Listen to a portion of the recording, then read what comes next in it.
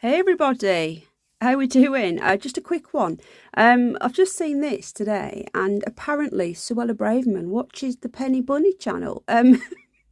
Well, what was we saying last week about my idea of putting the economic migrants, I'm going to call them, um, on cruise ships? Now, I have said this in the past, to be honest, a while ago, but I brought it up again last week, and people seem to be quite in favour of this idea. So my view was, instead of bringing them on in the country and sticking them in hotels and whatever, I think even army barracks is extremely disrespectful to veterans who have been, who could be using them, who are on the streets now, who've lost limbs, for example, fighting for this country, and they're stuck on the streets and they're using their old army barracks for these. But anyway, I digress. I don't think that we should be using any of that accommodation for them.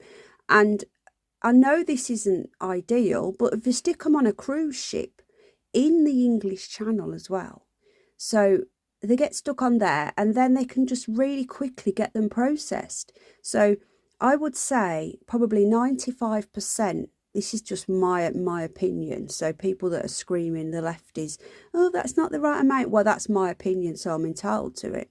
I'd say 95% at least would just get like 3 meals. They get a bed for the night, a little cabin, and then sent back on their merry way. Even if we have to supply dinghies for them, send them back over to France. And then the 5% or whatever percentage you want to pick, it won't be very high, of the genuine mothers and children. So women and children. And I'm not talking about the children that look like men when they're like 25 and they're saying they're 14. I'm talking about real children, not the fake children that they like to do. Women and children, and genuine cases, because there is going to be some genuine cases, let's just be fair. And then they come in for processing.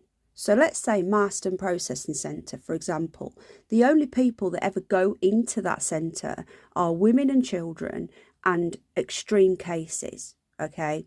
So then you wouldn't have that centre full, because 95% or 96% or whatever percentage you want to use, but it'll be very, very high, of people who are not fleeing a war-torn country, i.e. France, because that's where they're coming from, will get turned around and sent back.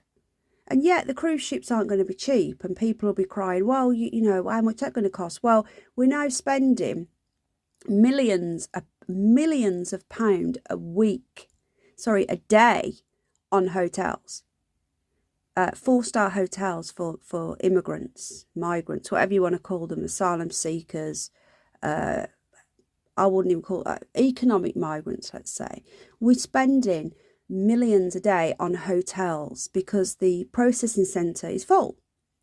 So let's say the cruise ship isn't going to be cheap, but it's going to be a damn sight cheaper than sticking them in hotels, and actually at least it's off our shores. So right now we're sticking them in Skegness, for example, Blackpool, Scarborough, old Scarbados up the road from me.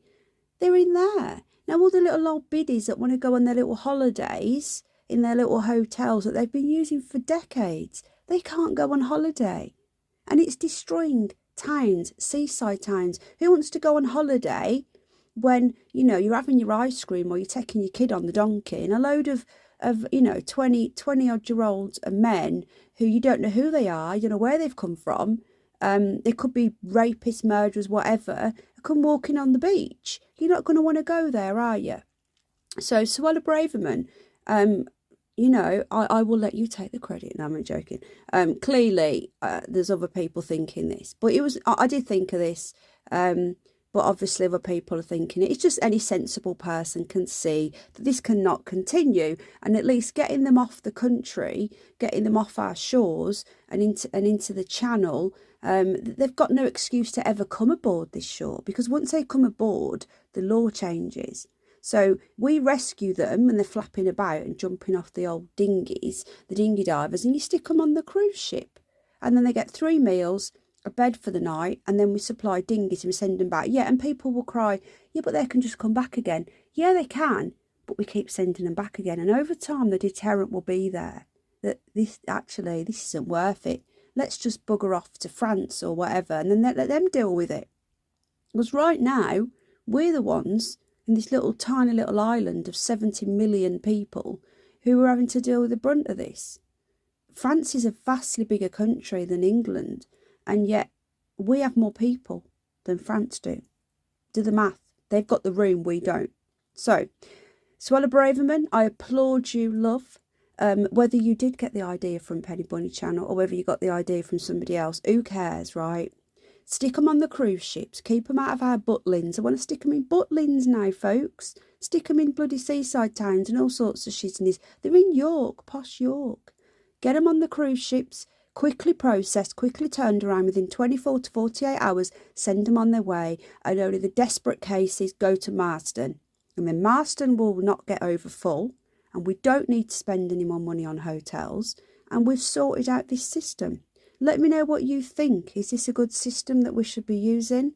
Do you think that we should be bringing more in? Do you think that we should be using the hotels? Maybe some people agree. I don't know. All views are welcome. Anyway, I'll see you all in the next one. Take care. Lots of love. Bye.